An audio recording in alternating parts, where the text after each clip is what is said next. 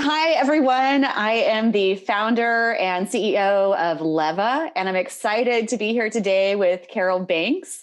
She is a Gallup certified talent coach, and she's going to share some wonderful tips with us about how to optimize your strengths and be the best possible version of yourself. This series is going to be all about women in their careers, issues they face in the workplace, and tips and tricks for overcoming certain challenging situations. Carol, can you tell us a little bit about what we're going to be covering today? Yeah, absolutely. So as we were doing some research and some interviewing with some of our current Leva users, something that came up that also happens a lot in the workplaces as I coach, especially female leaders.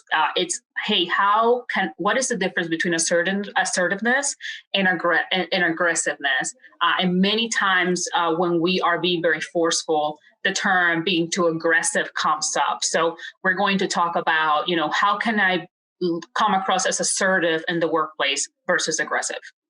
That sounds like it's going to hit home for so many Yes. women and Yes. myself too, right? Okay. So yeah. So to Carol's, yeah, it's been a long ride. we're always learning. Mm-hmm. So to Carol's point, in some of the research that we've done, one of the topics that a woman on one of our surveys provided as far as why she's interested in Leva, she said, and I quote, "As a woman in IT, it is frustrating being held back by other women and not having a safe place to discuss it. Additionally, being an assertive woman consistently gets taken the wrong way as aggressive, yet a man can behave the same way and is celebrating for working to advance his career." Yeah. What are your thoughts on that, Carol? How does that, resonate with you, or is that different from what you've heard in the past? Yeah, I think that no, it's not different at all. It's actually, very common, especially when, women take over in a meeting, right? So many times when a woman is like addressing a question or decides to ask a question about a particular topic, there's times that if the presenter's not prepared or people in the audience are not prepared to hear that question, because it's a question that needs to be asked, many times the feedback that person's going to receive afterwards is going to be like, that was an aggressive, you need to read a room, wrong timing. And the question was absolutely spot on. It takes a lot of humbleness from a leader to be able to receive those questions. Mm-hmm. And it happens, and I have coached both female and male leaders, many diverse and non-diverse, and it comes really often with female leaders, more than any other group. It's almost as it's expected for us to not ask the question that the entire room sometimes also has. Oh, that's got to be frustrating. And it is. It is. So can we talk just real quick for a second? Can you break it down for us when we talk about assertive and aggressive? What are the differences between those two things? Yeah. So it's as simple as, even when you look into the definitions of the words, aggressive is more of a hostile, violent approach, right? So it's a behavior that comes across as hostile. And when you're talking about assertiveness, it's about confidence and to have, forceful finesse when you're approaching a particular topic. And one of the reasons why this topic is very close to my heart is I have worked for many years in that fine balance of how can I say something without someone else perceiving aggressive. And this is also a piece of feedback that comes through a lot with women of color. And it's because it's almost the stereotype of the mad Black woman, right? The strong Black woman, right? It's almost attached to it. And you have to constantly fight the stereotype of being too strong, but still not lose your voice. And that is the key. If you have to choose between losing your voice and having to come across as aggressive, I'd rather you being aggressive and tone it down than you completely shutting down your voice, because the repercussions of losing that voice are much more larger than you being able to present your perspective and your brain. You are hired for your brain and for what you're bringing to the table. So don't dim that down because of someone else's perceptions. But going back to that, I think the most important piece is perceptions is people's reality. Right. And perceptions are based on people's experiences. So because that person has an experience that has led them to believe you're being aggressive, don't shut it down. However, it is important to have an accountability partner in the room, a person that you can really trust their perspective, because maybe there is a possibility that you came across as aggressive. So that person in that room can tell you, hey, I would have said it like this, and take their feedback into consideration if that's the case. But don't dim the points that you have because you're trying to make someone else feel comfortable. That's great. That's awesome advice. There are a couple other things I'd love to dig into on that topic. Yeah. So the commenter said that she feels held back by other women. Do you feel like women hold other women back more than men? Is that a common thing, or is it changing? I don't know. I mean, just really curious to get your insights. Yeah, that's so interesting, because I guess I have seen it. There's a lot of this has to do with other people's experiences. Yeah. And here's the reality. You're in corporate, so either female or male will hold you back. So it's important for us to also change our perspective that it's not because this person is a female or it's not because this person is a male. We're in the corporate world and it's a competitive world. So don't ping in on the fact that it's because it's a female. Yeah. For me, particularly in what I've seen females succeed the most is when they truly have a system of, having each other's back, because we are fighting the same battles. And a lot of it comes from a systematic approach that the world has created of, is the other female's fault, but not the male. When 80% of directors and above are consistent of male. So why is the female holding you back when there's 80% more positions available? That does not involve that female. So a lot of it, yes, there might be some females that have that approach of, hey, if it's going to be one of us, it's going to be me, but don't let that hold you back. I'm a huge believer that what's for you, what's for you. Nobody's taking it from you. Right. And companies have done it plenty of times when there's a position that is needed. They'll create it for a particular talent. So it's important for us to also be part of the change, right? So let's change that mentality because we're all in it together. And if that particular person who happens to be female has that perspective, let them deal with it on their own, because they will walk into their own wall. Yeah.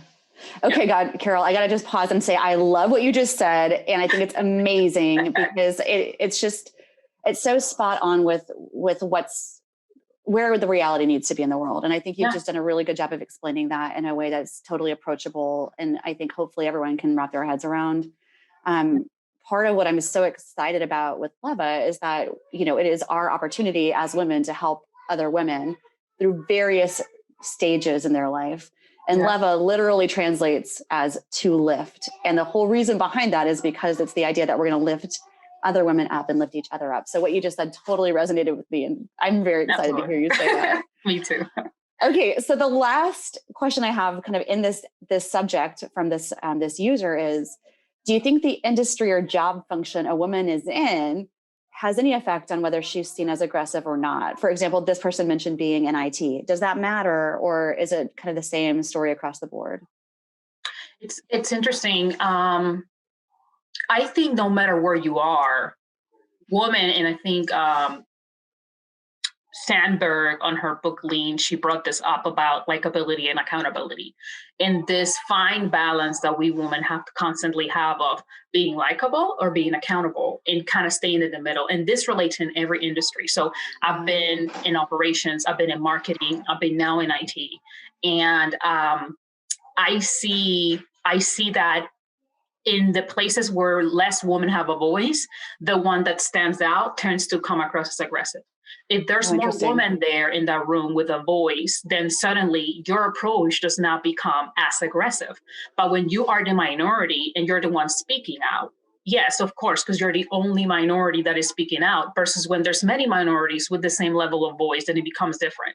So I've been in many roles where, out of 26 people, I'm the only female or one of two. Yeah. I've been in roles where I have seen more women in the room than men, and I have never heard there's being aggressive people, but never gets down to the point of you're being a female aggressive person. I think that when a man is very likable, oh, he's a nice guy. When a man is very aggressive, oh, he's so passionate. But it doesn't translate the same for women, right? If you are on the aggressive side, oh, she's, they come up with names for us, which with a B, not so flattering. Yeah. And then if you're too nice, it's like, oh, she's too nice, we can run her over, right? There's never okay, you have to constantly navigate in this likability versus accountability side. And men do not have to deal with that. And that happens in every field. But the fact that she's in IT is one of the most dominated male fields. And she probably feels that quote of aggressiveness even larger. Absolutely. Well, thank you. That's awesome insight. So I mentioned it's personal to me. You've shared how you've experienced it yourself. So, it's interesting. At my last place of work, I consistently heard feedback that I was too aggressive. And it actually didn't start. So I joined that organization as a director, and then I got promoted into the executive level. And I never heard that feedback. And well, thank you. It was very exciting for me at the time. But I had never heard that feedback until I became an executive at the company. Do you think there's a role seniority plays? And I'm kind of, as you described earlier, like the fewer and fewer women at senior ranks, I wonder if that plays into it. Do you think there's anything to that, like the level of seniority in the feedback? I think level of seniority has to do with it because we go back to percentages. So when you went from director to senior leadership, you went from a 50% to a 10%, right? Yeah. So suddenly there's less. Also, a lot of the aggressiveness behavior has to do with the person that is receiving the feedback and their ability to receive it and where they receive it. So for me, one of the things that has helped, and I think will help women, is one, who are you giving the feedback to? Does that person have a high ego? Does that person have self-awareness? Does this need to be brought up in this room? And how many people in that room agree with your behavior? Is this the first time they're going to be hearing about it? So sometimes it's good for you to leverage your circle outside of the room to make sure that when you bring it up, there's been many times that I pull coworkers aside and tell them, hey, tap on the shoulder, I'm going to talk about this. I need you to have my back on this. Mm-hmm. And by the time we go in the room, they're like, hey, yeah, I agree with what she's saying. And then it becomes a lever. This is the reality we have to face. We are the minority in the corporate world. Mm-hmm. Can we change it? Absolutely. By bringing other women up, by giving other women opportunity, and not because they're women, but because they have the skill set to do it, right? We just need to be given the opportunity. What you cannot change is the fact that we will be the minority for some time and quite some time, right. But you can change how your voice gets perceived. Not toning down what you're saying, but how many people you're bringing into the room with you before the room even walks in, right? And say, hey, heads up, I'm bringing this up. But to your point, and I've been through the same thing. You've been through the same thing. It's not your aggressive behavior or aggressiveness. And I've been with you in the rooms. You have a beautiful smile on your face and you're so smart and you're so spot on. And I think that when you are at your best and you're pressing things with passion, like I see a completely different you, like you shine. It's just incredible. Like I see it and I'm like, wow, that was a powerful statement. And what you're saying is really powerful. But is someone else ready for that? And if they're not, that's their problem. So don't bring it with you, but figure out ways in which you can influence that person before you get to the room. And know who you're speaking to, know your room before you walk in, because that's what's going to make the difference. And what I also say is like, even when I'm forceful, and I'm a Latino Black woman, so I am expected to come back with 2 snaps and like give people attitude, right? They already expect that from me, right? So in order for me to combat that, something has helped me smiling, right? So even when I'm saying something really mean, I'm smiling and people laugh at it like I'm joking, but I'm really not joking. And it smooths the head. I'm gonna be on the lookout for that now. Just kidding. Oh, I don't like that. But yeah, it helps with a little bit of the who is in my room and making sure that they don't take it as personal, because sometimes people have triggers, not just us. Others also have triggers. So making sure that I don't hit those triggers that make them believe that I'm aggressive when I'm just trying to help the business. Absolutely. So you mentioned something I want to dig into before we move on. You mentioned the conversation before the meeting and influencing before the meeting. Mm-hmm. Can you share any tips? So that doesn't come naturally to me, and it's definitely something that I'm working on. I know I'm not alone. Can you share tips for the rest of us that maybe are working toward that? How would you do that? Yeah. I haven't had to do it in a while because usually the people that now are in my room, like they're already in the same page. So it makes it easier. But a lot of it has to do with me giving a call or reaching out. I do a good job of trying to build rapport. As soon as I land in a role, I'm like, and I've been in this role for this current role I'm in now for a year, and I build rapport quickly. So I try to figure out, okay, I share a lot about myself right away, so people can open up and share about them as well. And I find things in common, and I build rapport with them, with those teams. When I'm trying to move the needle on certain things, the first thing I do is I get what their perspective is on a particular topic. Yeah. So when I call them offline, I'm like, hey, what are your thoughts on this? I don't start with my agenda. And when they start giving me their thoughts, then I capture the parts in which my agenda matches theirs before the meeting. I'm like, hey, I'm going to talk about this. So, I mean, and I let them know, I don't need you to like break the room and like go advocate for me. But when I say something, can you bring your concerns up? Because that way it can help solve both of our issues. And that way the agendas align before we get into the meeting. And the more, and the more people I bring in, and this happened a lot, with many, and I bring in, and this sounds terrible, but it's the truth, I bring male leaders along with me. Because sometimes that, or someone that they have a different perspective on, or I figure out who has the largest voice in the room before I come in. And then that person I reeled in before the meeting, so I can sell in those topics. But it takes time. For me and my strengths, I'm a relator. So if I don't have a strong relationship with someone, it's really hard for me to make those phone calls. So I have to find people in that room that I have relationships with that can help, but I also have to be careful, and I'm still working on it, is that person have a loud enough voice in the room to help me push for the agenda that I need. Yeah. Oh my gosh, that's such great advice. I'm definitely going to be using that myself. Thank you. So the other thing, I wanted to share a little bit of a story, and let me just start by setting it up. So I remember I was sitting in a talent calibration session once, and before I go into the story, I wonder, I mean, I imagine that there are folks maybe listening that don't know what a talent calibration session is. Some people don't know, because I've had a conversation recently about it's like, what is that? And I'm like, that's where, Can you share? To explain it? Yeah. Yes. Talent calibration is the one meeting that you probably don't know about that happens, where your leaders sit down and calibrate your contributions to the department and your possibilities of upward mobility. And these meetings, if you think they're not happening to you, believe me, they're happening.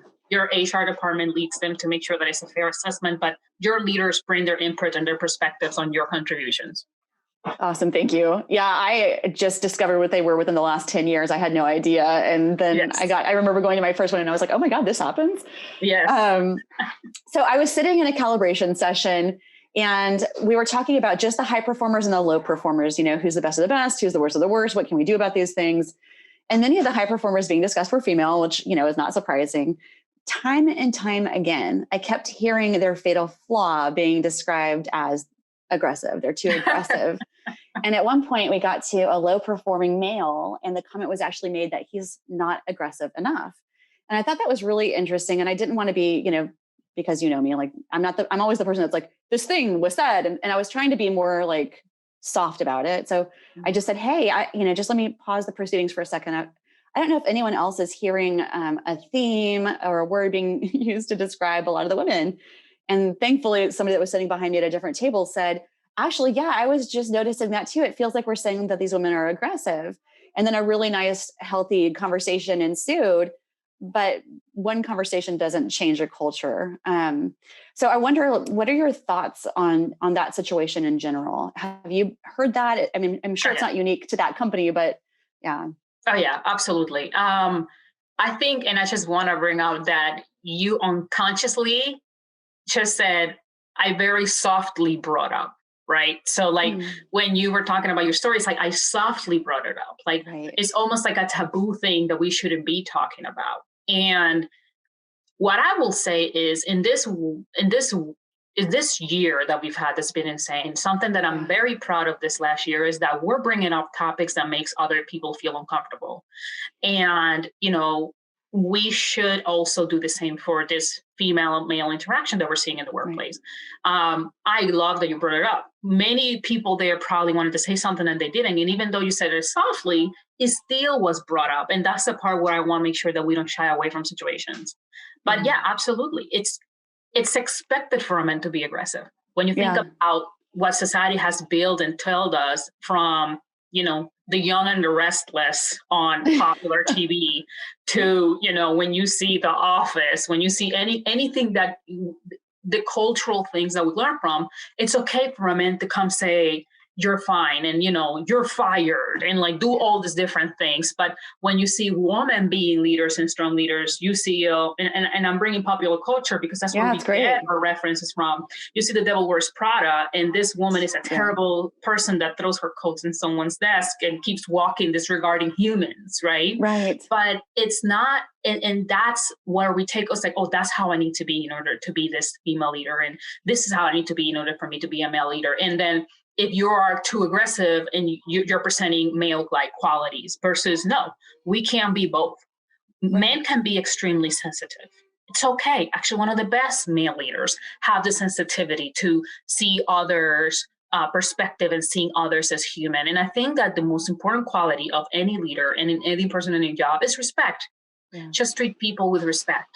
And you don't have to be either aggressive nor sensitive to do those things. It is a constant battle that we have to face. And there's going to be, more importantly, we need to talk about this, leaders that do not understand that is, I think, the most important thing. Some leaders do not understand that there's a difference or do not call it out. So it's important for us to constantly bring up, okay, so can we talk about the differences? Why is John needs to be more aggressive, and why does Marie have to be less aggressive? Can we bring examples? And the way you kill that is by, can we talk about specific examples? Because a lot of people's perceptions are based on their mind, but not really what actually happened. And it's our jobs to constantly balance that scale. And I there's a book that says, it's not what you said, it's how you say it. So is the parameter of how we say things is higher for women than for men. Men can say it any way they want. We have to be careful on the way we say it constantly. And it adds an extra layer of work where some women choose just not to say anything and just gather all this amazing information that needs to be brought up in the workplace in their mind.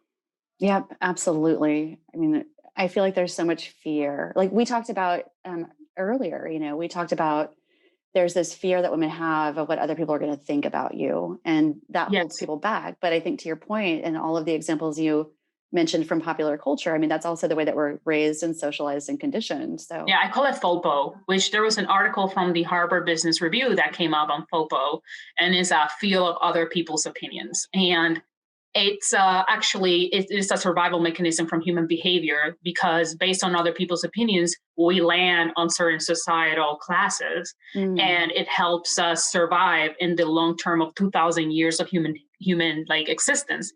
So for us, fear of other people's opinions matters because it establishes our classes and it allows us to live longer. And it's something that we already have ingrained in our brain. Unfortunately, women have higher FOPO than men. We're constantly, does she like me? Does he like what I say? Does it didn't happen? I always look at the silver lining. The good thing about having FOPO is that you're probably more aware of a room than most male are. So take advantage of that, but do not let the fear of other people's opinions stops you either. Yeah, absolutely. Yeah. So now going back to, if you're in a situation where you're hearing certain things, you mentioned and how do you deal with it at an organization? And you mentioned that it's really important to have the discussion and to start being able to say, well, why are we saying this about her, but not about him? Let's use some actual concrete examples. Do you have any other thoughts about how you might be able to drive some changes at an organization if you're not leading the company or even leading that department? Is there anything that you can do, or is it time to start looking for a different culture? Well, is this important for you to know where does your leader stand? Because your growth and your ability to implement it's as far as your leader can take you. So to me, you can try to help change your leader's perspective, but if you hit a wall where you're like, this person's not listening to me, my opinions do not matter, and I'm trying to express, of course you can look for a new job. And believe me, with someone that is willing to speak up their mind and bring up their perspective, there's plenty of jobs out there. Never feel like you're stuck in this role because they gave me an opportunity. Women are more thankful than men for being given an opportunity. And that needs to stop. Like, we deserve this role as much as they do. We are in 2021, and there's, especially in IT, companies in this particular, for the particulars we're talking about, but in any other organization, like, they want to be able to represent and have different opinions. There's many companies that do that. But in order for you to drive change, you need to be able to help shape people's perspective. And by that is when that person's being aggressive or being presented as aggressive, are you really hearing what they're saying and bringing that up? Also, you need a coach, right? You need a coach that can help you personally. If you are constantly being accused as aggressive, have an accountability partner in the room. Try to get a coach. If you really think like, hey, I've always been told that I'm aggressive, reach out to someone that you care about and you value their opinion. First, kill the myth. Is it really that I'm coming across as aggressive, or is it that someone else can handle my perspective? And 9 times out of 10 is the way you're saying it that is coming across that way. And it's not the actual value of what you're saying. So don't let the way in which you're saying it become the problem. If it's someone else's perspective, the only way to change it is by having someone in the room, or a mentor or a leader, that can help them get you to where you need to get. And by having someone else in the room that can back up what you're saying, it becomes more of a credibility source. I do also want to say, do be careful not to become aggressive, but don't be apologetic. Don't apologize for your strength.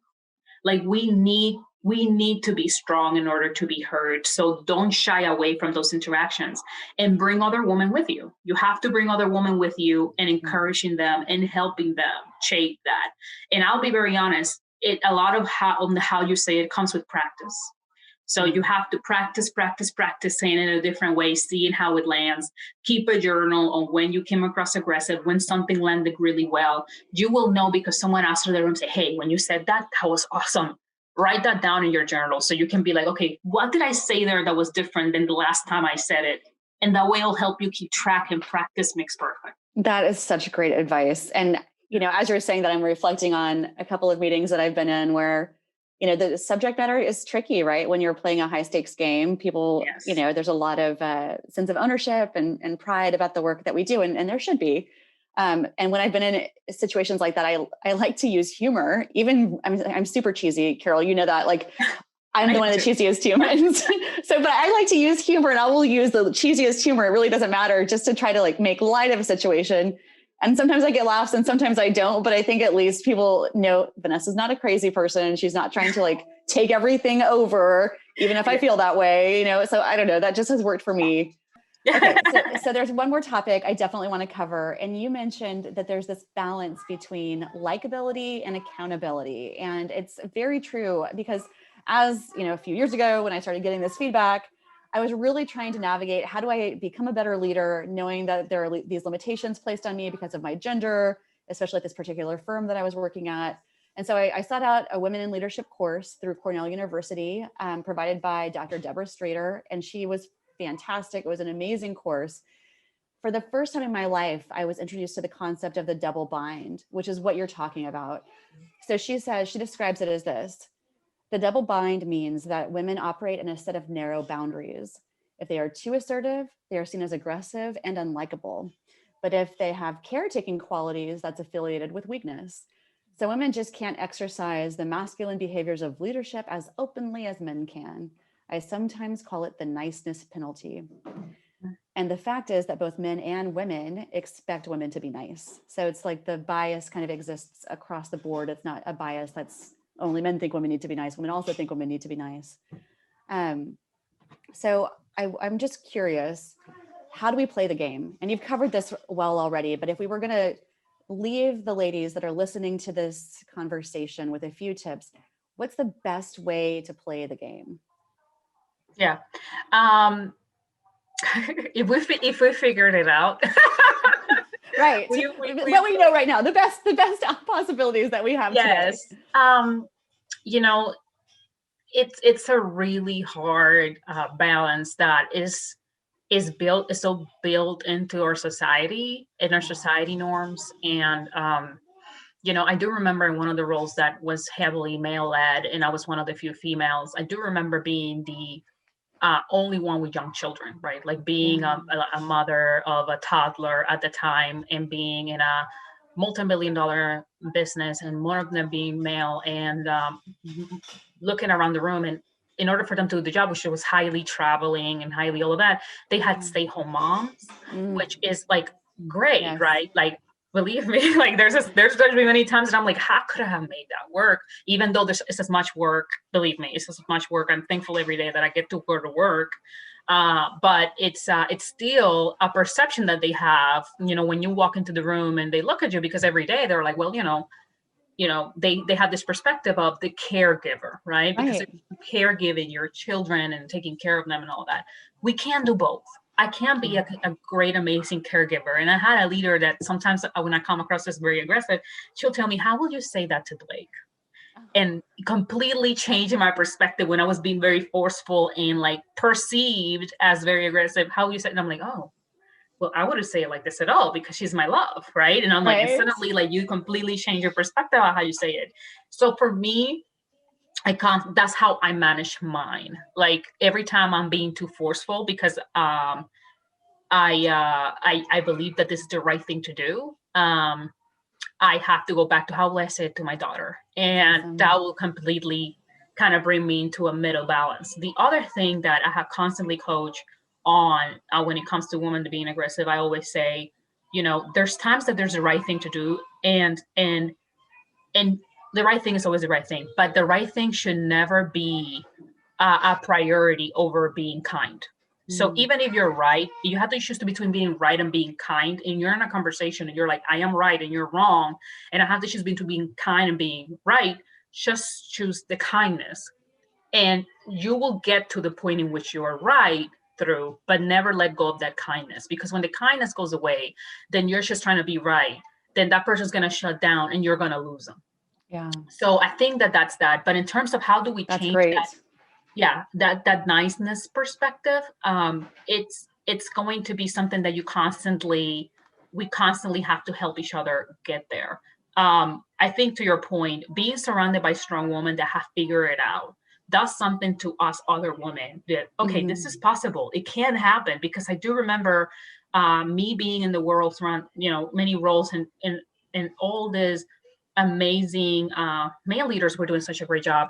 But I started questioning myself, because they were doing these amazing things. They were selling them like $1 million. And then I just realized they were just putting some spreadsheets together. Like, I can do this with my eyes closed. But they were selling it so good that I was like, I'm an idiot. They're gods. I mean, they're just like doing such a great job. But then when I started seeing other female leaders doing it, representation is very important.